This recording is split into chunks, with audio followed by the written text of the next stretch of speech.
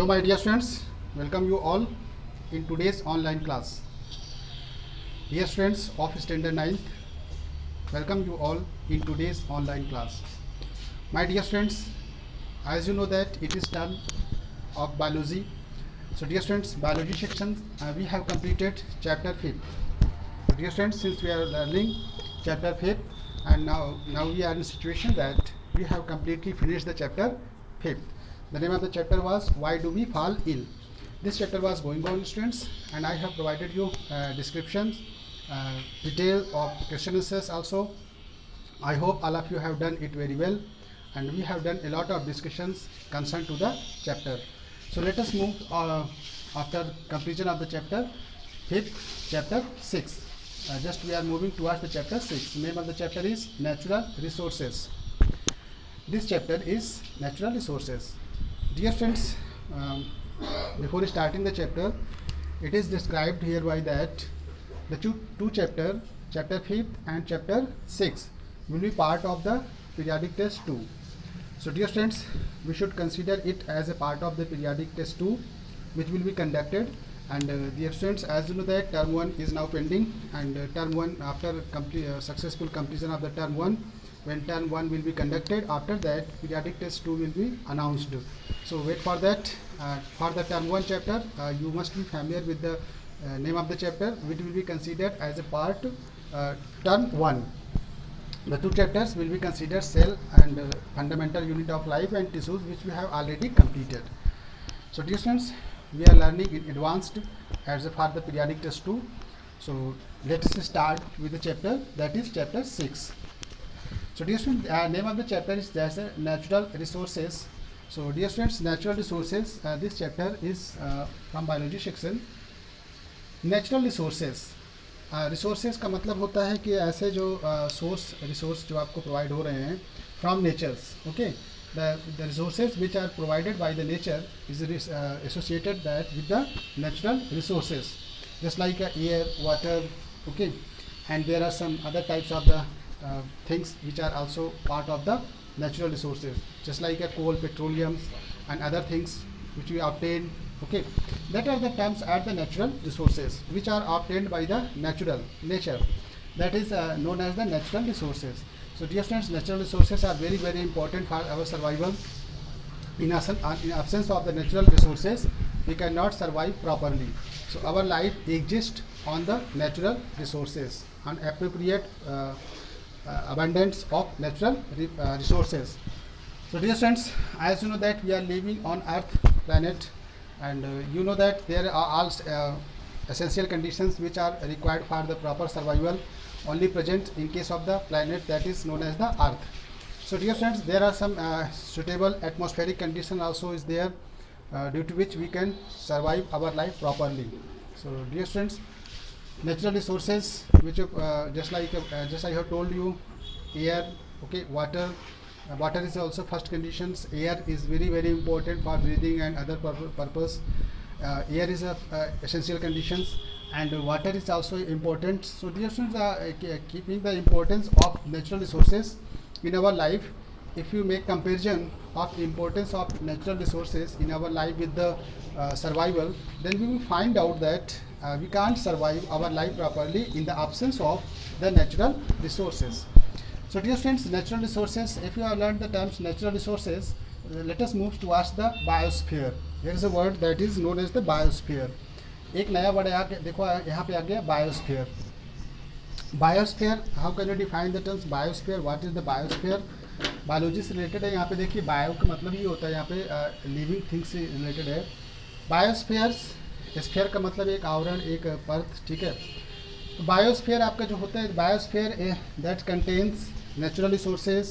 Okay, biospheres we can describe that, we can define that biosphere comprising of the abundance of natural resources and include water, land, water and atmosphere, contains all natural resources necessary for survival, is known as the biosphere. So how can you say that what is the biosphere? Biospheres only will be considered that in which water and water bodies must be present there, and some natural resources must be there, and survival land where we reside, where we live. So all these types of the things are present, then we can say that this is the biosphere. So the students, that the zone of the life, that is known as the zone of life, because our life exists on the biosphere. So what are the essential conditions which are required for our survival, which I have already told you. There must be land, so biosphere will be associated with the land, okay, land areas where we reside. And after that, water is essential conditions. Water is important, I have told you, that is the natural resources. It means containing all natural resources, just like water and land and atmosphere contains all natural resources for the survival of living is called biosphere. तो आप यहाँ देख सकते हो कि इसको हम लोग बायोस्फीयर कहते हैं. पार्ट्स ऑफ बायोस्फीयर की बात आती है. बायोस्फीयर में कितने पार्ट्स होते हैं? What are the main parts of the biosphere? So we are looking that the parts of the biosphere. I have described, categorized the parts of the biosphere. First is the lithosphere, and next one is the hydrosphere, and atmosphere is there also, students. So lithosphere, hydrosphere and atmosphere. आप देख रहे हो यहाँ पे lithosphere, hydrosphere और atmosphere. So atmosphere जहाँ पे हमारे एयर इन्वेलप का फॉर्म करती है, एयर प्रेजेंट होती है, that is the known as the atmosphere. And hydrosphere, water bodies, just like 75% water bodies is for the water. तो हाइड्रोस्फीयर में आपने हाइड्रोस्फीयर आप देख रहे हो यहाँ पे कि हाइड्रोस्फीयर की water bodies important associated with the water bodies, just like sea water and other resources of the water, जहाँ से हम water को gain करते हैं. Lithosphere is the outer covering part of the earth, which includes the land areas and minerals, where very important minerals which are very important for our survival also. Minerals, very precious minerals are found in lithosphere. We can say that lithosphere is just associated with the crust, outer covering part of the earth. So if we draw the structure of earth, then we find that this is the outer covering, that is known as the lithosphere, that is known as the crust. Okay, there is inside the core. You have seen these types of the constructions in the particular subject, that is SST. आपने देखा होगा कि यहाँ पे core होता है, फिर ये इनर कोर है, आउटर कोर है, ये आपका मैंटल है, फिर यहाँ पे जो आउटर आप देख रहे हो ना crust, that is term as the lithosphere.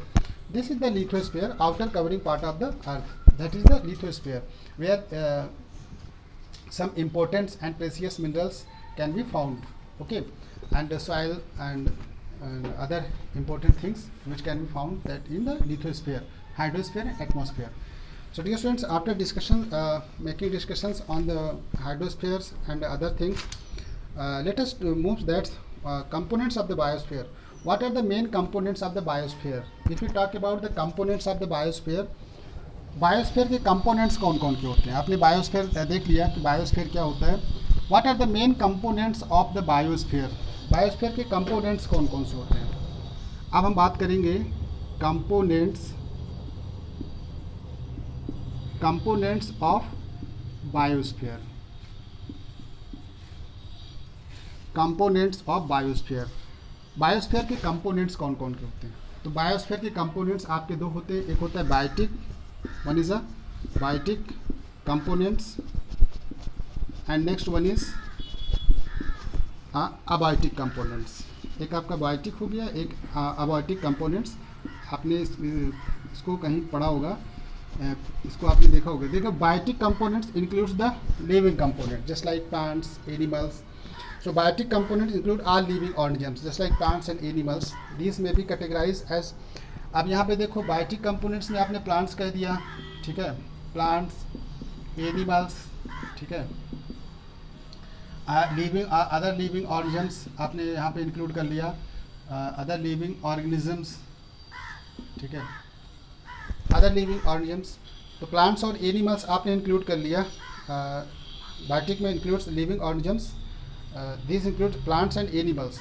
तो प्लांट्स और एनिमल्स में आपने यहाँ पे देखा, प्लांट और एनिमल्स में आप देख सकते हो कि plant is the producer, plant produces, okay, because plants is the autotroph. Plant can produce it's prepare its own food with the help of the photosynthesis reactions, which just you have seen that in green plants, photosynthesis reactions can be occurred in the green plants, that is referred as the autotrophs. It means plants can prepare its own food. That is why it will be called as the producer. Okay, animals which depends on the other things, just like a producer, plants produces food, okay, and animals consume. So animal is the consumer.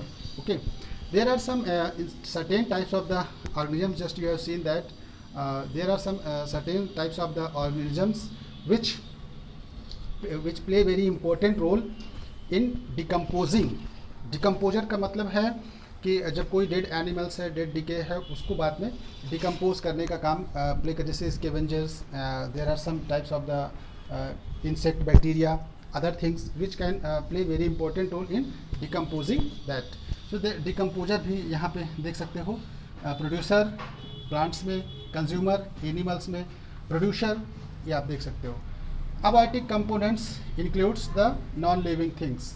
Abiotic components will include the non-living things, just like waters. Okay, abiotic components includes non-living components like air, water, sunlight, temperature, humidity, and minerals. So abiotic components, the biosphere, which comprises the abiotic components, just like temperature, sunlight, okay, water, humidity. All these which are present on the biosphere is referred as the abiotic components. So abiotic components कौन कौन से देखो, sunlight, okay, sunlight, ठीक है. Temperature की बात करें, suitable temperature यहाँ पे एटमॉस्फेयर में है, टेम्परेचर पे, ठीक है. वाटर बॉडीज आपकी प्रेजेंट है, सनलाइट, ह्यूमिडिटी है, ठीक है, humidity etcetera. This will be referred as the abiotic because these are the non-living. Okay, the non-living beings includes all these things, that is the known as the abiotic components. And biotic components just like plants and animals. हार्डियस में आपने देखा कि plants autotroph हैं, food produce करते हैं खुद, और ये sun is regarded as the ultimate energy resources. ये सन आपको एनर्जी प्रोवाइड करता रहता है. Sun is regarded as the ultimate energy provider. Sun is known as the ultimate provider of the energy. ठीक है. Right students, you have learnt about the biotic and abiotic components. Let us move toward the natural resources and their types. अब आपके जितने भी natural resources हैं उनको हम types में बांट देते हैं, डिवाइड कर देते हैं. नेचुरल रिसोर्सेज के टाइप्स में हम लोग जब डिवाइड करेंगे तो नेचुरल रिसोर्सेज आपके टोटली डिवाइड जब होते हैं, नेचुरल रिसोर्सेज, इसको अगर हमने कैटेगराइज किया तो natural resources can be categorized into two ways, that is exhaustible and inexhaustible. एक आपका नेचुरल रिसोर्सेज क्या होगा, एग्जॉस्टिबल, ठीक है, एग्जॉस्टिबल, और एक दूसरा होगा inexhaustible. Okay, one is the exhaustible और next one is the inexhaustible.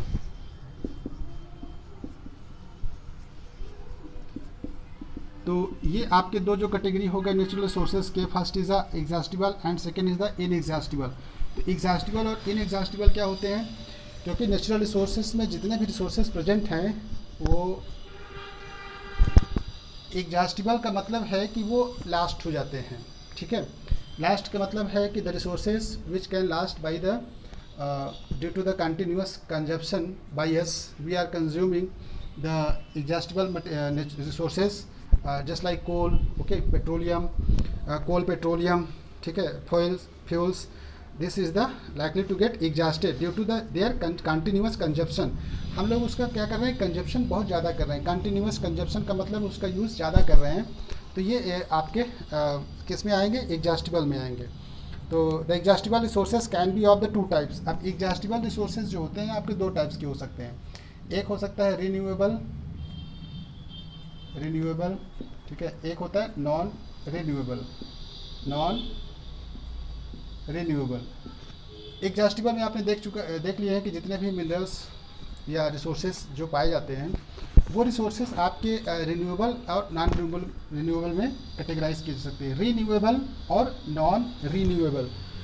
Renewable मतलब जिसे रिन्यू किया जा सकता है, और नॉन रिन्यूएबल मतलब जिसे रिन्यू नहीं किया जा सकता है। जैसे आपने कोल को वन टाइम्स आपने यूज़ कर लिया energy resources, then you can't renew it, आप इसको फिर से गेन नहीं कर सकते हो, ठीक है।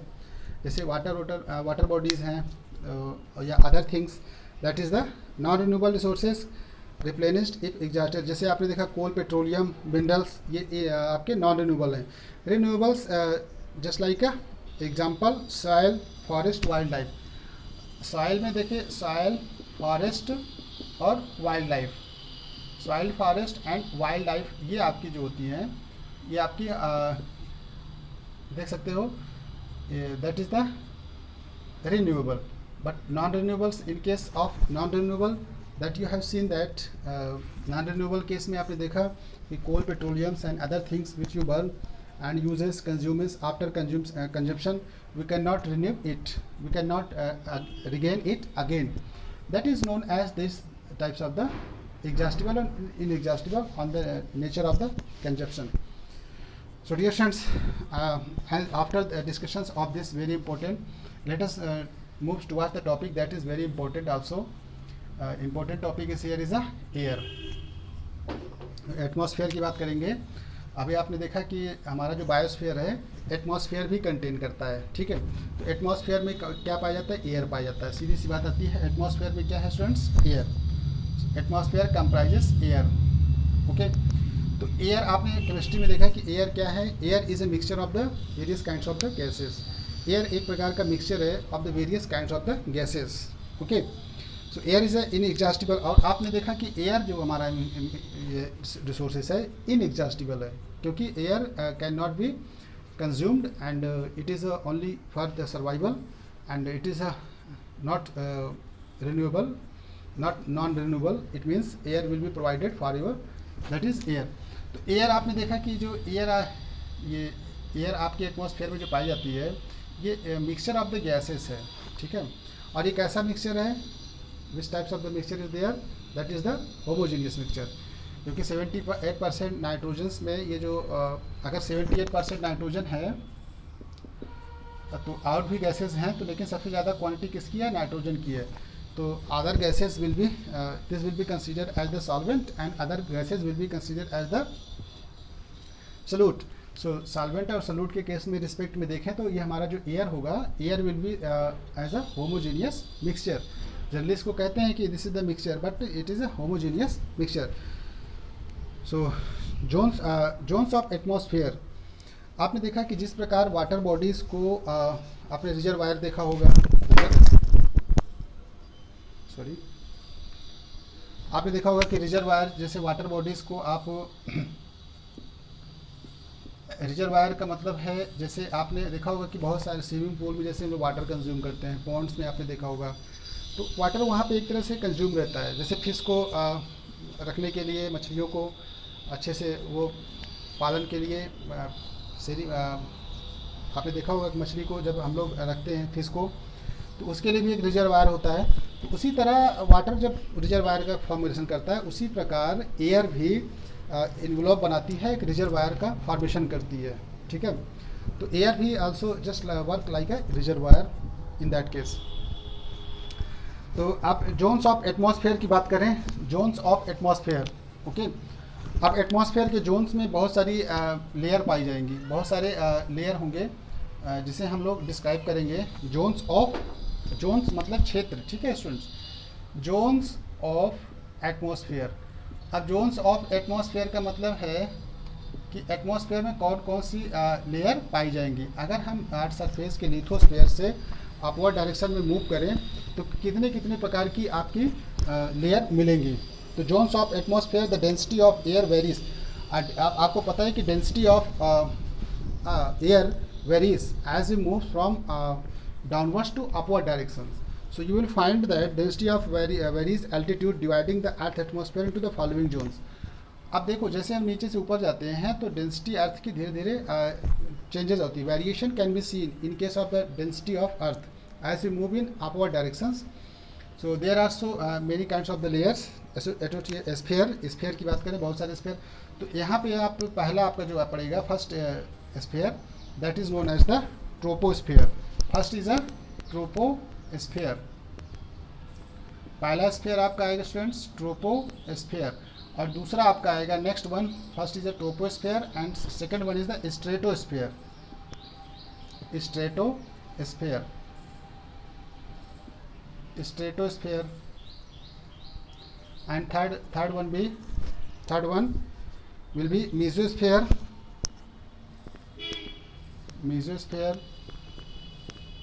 and fourth is a thermosphere,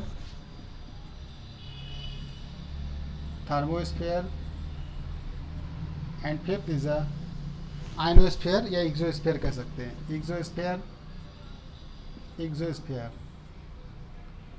तो आप यहाँ पे देख सकते हो जो स्फीयर आपको मिलेंगे, अब ये कितने डिस्टेंस में मिलेंगे, ग्राउंड लेवल से। अगर हम यहाँ से ग्राउंड सरफेस से लिथोस्फीयर से अपने सेंटर से, तो अगर ये हम अपवर्ड डायरेक्शन में मूव करें तो ट्रोपोस्फीयर जो हमको मिलेगा 8 से 16 किलोमीटर एंड हाइट, ठीक है, right students, from 8 to 16 kilometre high. अगर हम डाउनवर्ड से अपवर्ड डायरेक्शन में मूव करें 8 टू 16 किलोमीटर के रेंज में, तो हमको जो स्फीयर मिलेगा वो ट्रोपोस्फीयर मिलेगा, ठीक है। और ये ट्रोपोस्फीयर में cloud formation, okay, air, suitable air that is found in the troposphere में ही एयर आपकी पाई जाती है। तो troposphere the lower region of atmosphere exhibit 18-16 kilometre height from the earth surface. इसका the air which we breathe in ये कहाँ पाई जाती है, ये ट्रोपोस्फीयर में ही पाई जाती है, ठीक है। क्लाउड फॉर्मेशन, लाइटनिंग और थंडरिंग, ये जो प्रोसेस होते हैं ये सब कहाँ होते हैं, ट्रोपोस्फीयर में ही होते हैं students. Next one is the stratosphere, that is very important. Stratosphere is very important because ozone layer is found in stratosphere. अब यहाँ से 30 से 50 किलोमीटर रेंज में अगर हम मूव करें, 30 से 50 kilometre from the ground to the height, 30 से 50 किलोमीटर के रेंज में जो हमारी स्फीयर पाई जाएगी, that will be known as the stratosphere, where ozone gas is found. वहाँ पे ओजोन गैस का फॉर्मेशन होता है, ओजोन गैस वहाँ पे पाई जाती है। और पता है आपको ओजोन गैस क्या करती है, ozone gas reduces the intensity of UV rays. UV rays की क्या करती है, इंटेंसिटी को रिड्यूस करती है। ओजोन जो आपका देखो ना, ओजोन का फॉर्मूला होता है O3, okay. Ozone gas the formula of the ozone is O3। ये बनता कैसे है, क्योंकि O2 मॉलिक्यूल पहले से रहेगा, एक ये जुड़ जाएगा वहाँ पे इन the presence of the HNO, UV rays के प्रेजेंस में, ठीक है। यूवी रेस के प्रेजेंस में ऑटोमेटिक ये एक मॉलिक्यूल्स ऑक्सीजन का और ये 3 oxygen atoms will combine to each others and form the O3, that is termed as the ozone, okay, this is the ozone rays।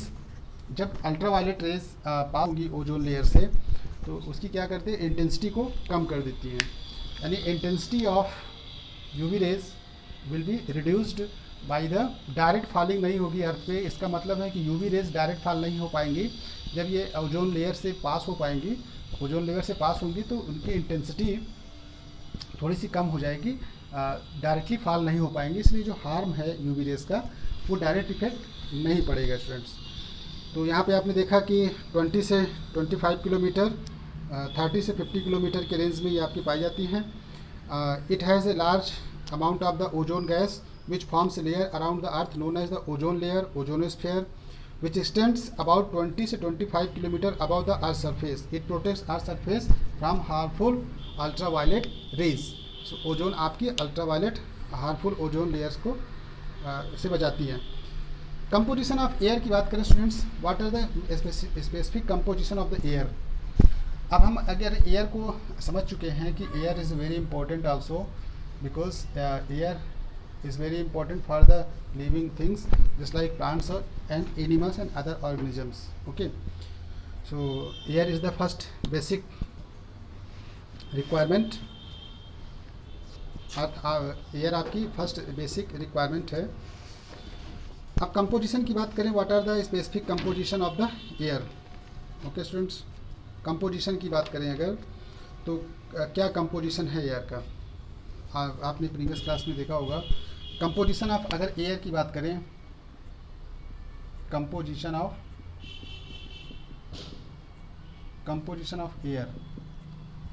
Air की कंपोजिशन की बात करें, let us discuss about the composition of air. तो composition of air का मतलब आपने अभी define किया कि air is a mixture of various kinds of the gases. तो अब इसमें कितने प्रकार के कंपोजिशन, क्या क्या कंपोजिशन का मतलब होता है संगठक, कितने कितने पार्ट्स इसमें गैस के हैं, ठीक है। तो पहला आपका आता है नाइट्रोजन, ठीक है students, nitrogen that is N2, oxygen O2 and CO2, carbon dioxide भी होगा, ठीक है, CO2 will be there and argon will be also there, argon stand for the AR, argon भी होगा, ठीक है। And these are the helium other gases just like helium, neon, ठीक है, क्रिप्टॉन, ओजोन, अदर गैसेस की बात करें इसमें लिख देंगे other gases like helium, neon, ozone, ठीक है, अदर गैसेस भी होती हैं।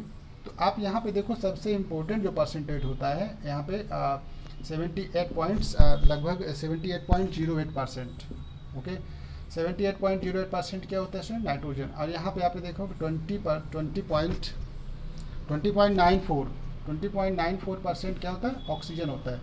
यहाँ पे आप देखो CO2, आपने देखो CO2 का परसेंटेज बहुत कम होता है, 0.03%, दैट इज CO2।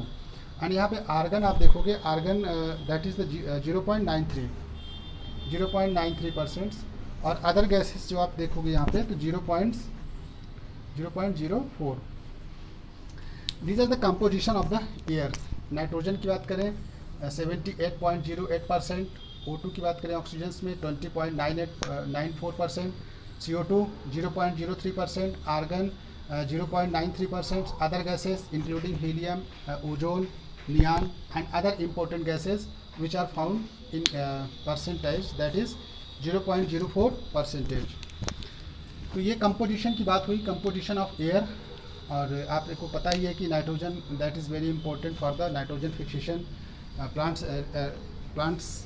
आपने देखा होगा कि नाइट्रोजन फिक्सेशन के लिए नाइट्रोजन गैस बहुत इंपॉर्टेंट है।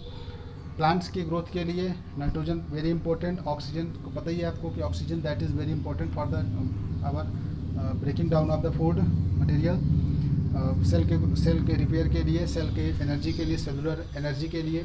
उसमें आपने देखा कि ऑक्सीजन का इंपॉर्टेंट है। CO2 carbon dioxide gas that is very important because plants accept carbon dioxide and prepare its food and provide us oxygen.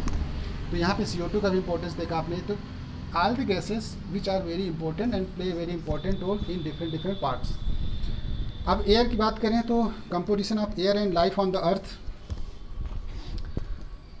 अब कंपोजिशन की बात हमने कर ली यहाँ पे। तो अब हम बात करें ऑक्सीजन। अब ऑक्सीजन और कार्बन डाइऑक्साइड का बैलेंस, इकोसिस्टम देखो कैसे बैलेंस होता है, क्योंकि कार्बन डाइऑक्साइड और ऑक्सीजन का बैलेंस बना हुआ है। क्योंकि प्लांट्स क्या करते हैं, कार्बन देखो सबसे कम क्वांटिटी में है कार्बन डाइऑक्साइड गैस, ओके। देखिए यहाँ पे बहुत कम क्वांटिटी में है कार्बन डाइऑक्साइड गैस। प्लांट्स इस कार्बन डाइऑक्साइड गैस को इनटेक करते हैं during the photosynthesis reaction and provides us oxygen. तो इससे क्या है कि जो बैलेंस है कार्बन डाइऑक्साइड ऑक्सीजन का वो नेचर में बना हुआ है। जैसे इकोसिस्टम की बात करते हैं हम लोग कभी, इकोसिस्टम से ये होता है कि एक तरह के जो सिस्टम है, जाल है, नेटवर्क है, वो पूरी तरीके से बना हुआ है। जैसे फूड चेन में देखा था, फूड वेब में पढ़ा होगा आपने, कैसे एक तरीके से एक एनिमल दूसरे एनिमल से डिपेंडेंट होता है और उनकी पॉपुलेशंस मेंटेन रहती है। तो ये आप यहाँ पे देख सकते हो composition of air and life on the earth. आपने देखा है कि कुछ प्लैनेट्स ऐसे हैं, the air this planets contain major amount of the carbon dioxide. कुछ प्लैनेट ऐसे हैं जहाँ पे एयर, मार्स जैसे मार्स और वीनस, इसमें कार्बन डाइऑक्साइड बहुत ज़्यादा परसेंट में होती है, 95 से 97% होती है, ठीक है। डियर स्टूडेंट्स, एयर का अगर इम्पोर्टेंस देखें तो एयर का क्या क्या इम्पोर्टेंस है। एयर देखो कंबस्शन के लिए इम्पोर्टेंट है, सेलुलर रिस्पिरेशन के लिए है, क्योंकि हमारी बॉडी में फूड जब ब्रेक डाउन होता है तो फूड को ब्रेकिंग डाउन होने के लिए, ग्लूकोज को तोड़ने के लिए, ग्लूकोज जब ये ऑक्सीजन के प्रेजेंस में ब्रेक होता है सेलुलर रेस्पिरेशन के समय, ड्यूरिंग द सेलुलर रेस्पिरेशन के समय जब ये फूड ग्लूकोज ब्रेक डाउन होता है तभी हमको एनर्जी मिलती है, ओके। तो उसके लिए ऑक्सीजन का इम्पोर्टेंस होना बहुत ज़रूरी है। इसका मतलब glucose plus oxygen glucose plus oxygen, ये देखिए इससे आपको क्या मिलेगी, एनर्जी मिलेगी। Carbon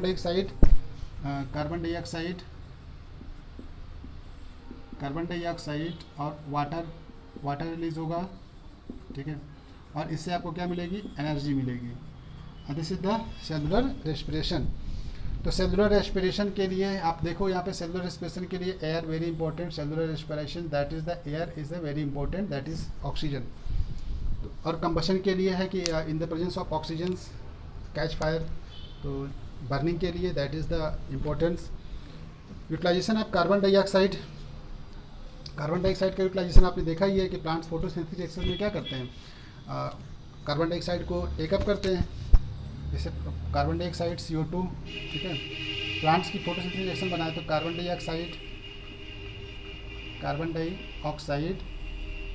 plus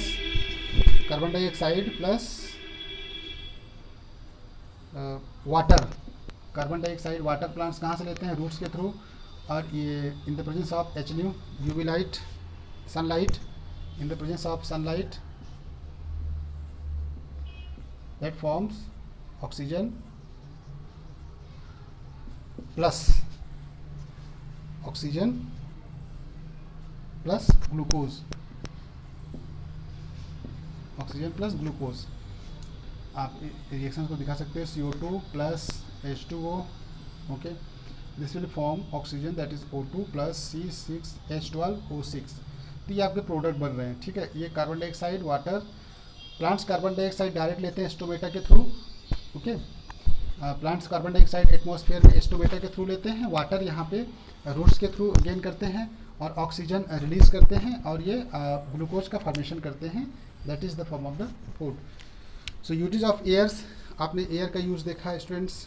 usage of air is very important. Today we have describe about the introductions of the chapter. So we have introduced the chapter completely.